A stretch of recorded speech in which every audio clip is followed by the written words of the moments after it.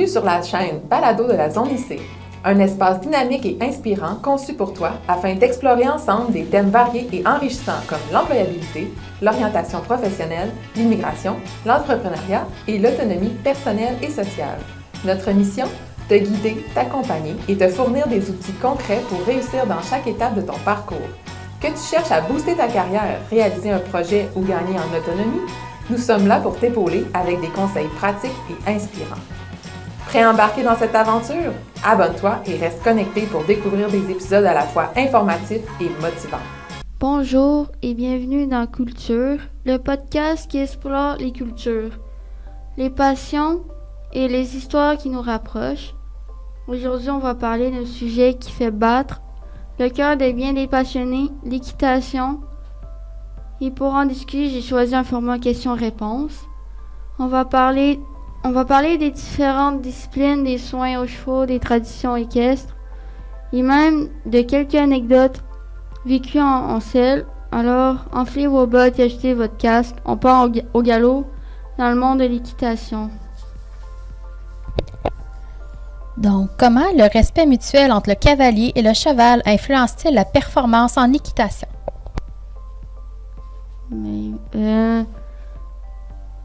Le respect mutuel crée une relation de confiance qui permet au cheval de se sentir en sécurité et d'être plus réceptif aux aides du cavalier, en améliorant aussi la précision et la fluidité des mouvements.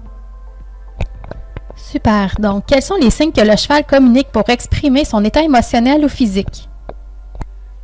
Le cheval utilise des signaux comme le mouvement des oreilles, le regard, la posture, le souffle et parfois des bruits pour indiquer son confort, sa peur ou son stress.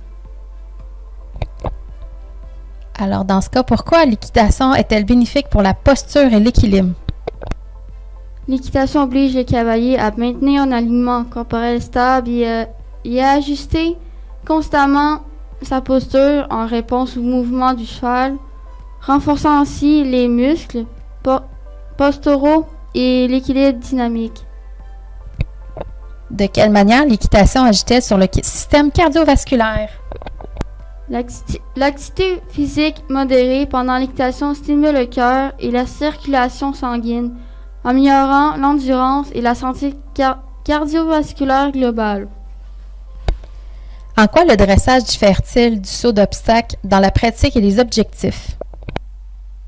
Le dressage se concentre sur la précision, la fluidité et la communication subtile entre cavalier et cheval pour exécuter des figures précises, tandis que le saut d'obstacle met l'accent sur la puissance, l'agilité et la vitesse pour franchir des barrières sans les toucher. Donc, quels sont les défis spécifiques de l'endurance par rapport aux autres disciplines?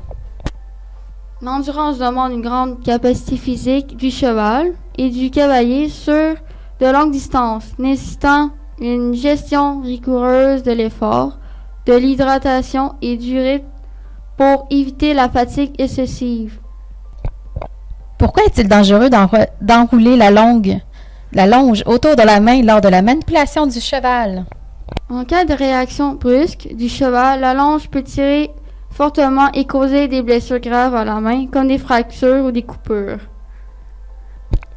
Quelles précautions doivent être prises pour manipuler un cheval dont on n'a pas encore le niveau d'expérience? Il faut éviter de manipuler des chevaux trop réactifs ou expérimentés sans encadrement. Suivre les consignes d'un professionnel et apprendre à reconnaître les signaux d'inconfort ou d'agitation du cheval. Comment évolue la progression d'un cavalier entre le niveau débutant et le niveau confirmé? Le cavalier passe d'une initiation à la maîtrise des bases, comme l'équilibre, la conduite simple, à l'apprentissage des techniques avancées, la gestion des différentes allures, la participation à des compétitions et la connaissance approfondie des soins et du comportement équin. Quels sont les bénéfices des stages intensifs d'initiation par rapport aux cours réguliers? Les stages intensifs permettent une immersion complète, une concentration plus forte sur l'apprentissage, Un rythme soutenu, une progression souvent plus rapide grâce à une pratique quotidienne. Merci beaucoup, Amélie, pour toutes ces réponses. Rien. Voilà qui conclut notre échange sur l'univers de l'équitation. J'espère que ces réponses vous ont permis d'en apprendre un peu plus sur cette passion et peut-être même de vous donner envie d'essayer. Que ce soit pour le sport, la complicité avec l'animal ou simplement pour le plaisir d'une balade, l'équitation reste une expérience unique. Merci d'avoir écouté cet épisode de Culture. On se retrouve bientôt pour un nouveau sujet. Et d'ici là, gardez l'esprit curieux et ouvert.